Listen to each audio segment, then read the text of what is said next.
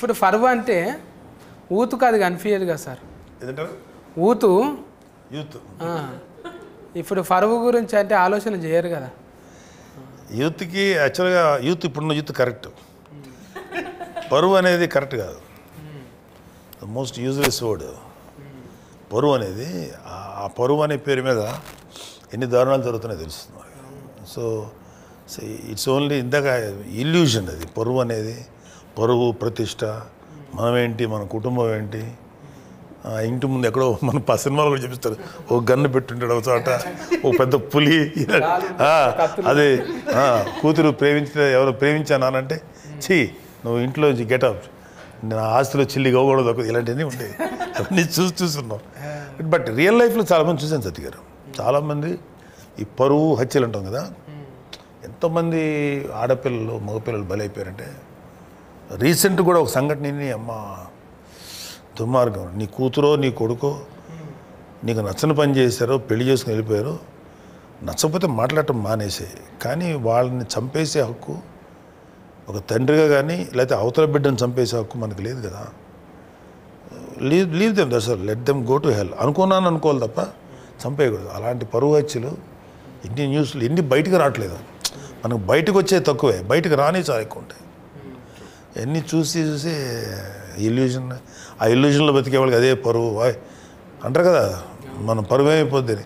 ఆ పరువు అనే మాట ఎంతమంది పడతారు తెలుసా? కేవలం పెద్ద పెద్ద అంబానీలు వీళ్ళు పెద్ద కోటీసులు కాదు, కామన్ మ్యాన్ కూడా వాడతారు. అది మన పరువు ఏమైపోతారు అంటారు.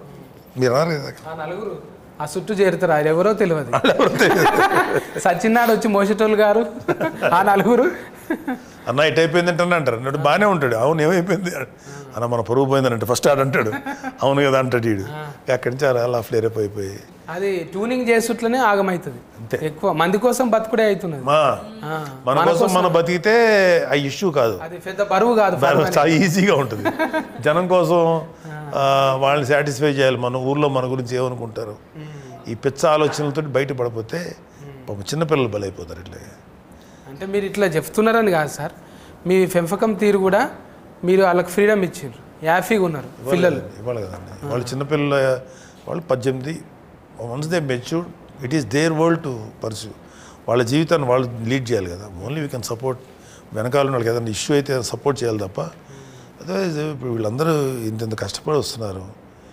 ఏ తల్లిదండ్రులకు పుట్టారో, ఎక్కడి నుంచి వచ్చారో. అమ్మాయి కేరళ మీది చెన్నై, ఆ పాప ఎక్కడి నుంచో వైజాగ్, ఈ అబ్బాయి ఎక్కడి నుంచి వచ్చారు. వీళ్ళందరూ మరి ఎంత కష్టపడి పనిచేస్తారు. ఇంకా వాళ్ళకి ఫ్రీడమ్ లేకపోతే ఎట్లాగా? నువ్వు జాగ్రత్త వెళ్ళకు, నువ్వు ఒక్కడుండు, ఇంటుండు. వాళ్ళకి మన యాక్చువల్ చెప్పాలంటే parents should respect children. Because నాకన్నా నా బిడ్డలు ఎక్కువ ప్రపంచం చూస్తారు. అంటే ఎక్కువ మోడర్న్ ప్రపంచం, అప్ టు డేట్లో ఉంటారు.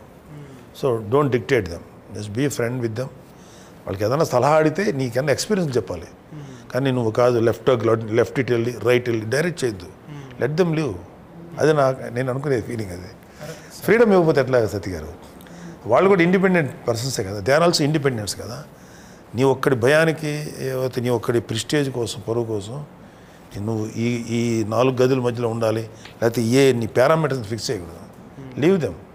ఓన్లీ మన పిల్లల విషయంలో మనం తీసుకోవాల్సింది వాళ్ళ సేఫ్టీ. వాళ్ళకి ఏదన్నా జాగ్రత్తగా ఉండాలి. వాళ్ళ లైఫ్ థ్రెటనింగ్ సిచ్యువేషన్స్ వెళ్ళకుండా అదొక్కటి మనం కాపాడుకోవాలి తప్ప వాళ్ళు ఎలా బతకాలి, ఎలా లైఫ్ లీడ్ చేయాలని చెప్పకూడదు. అసలు తప్పది. That is infringing human rights.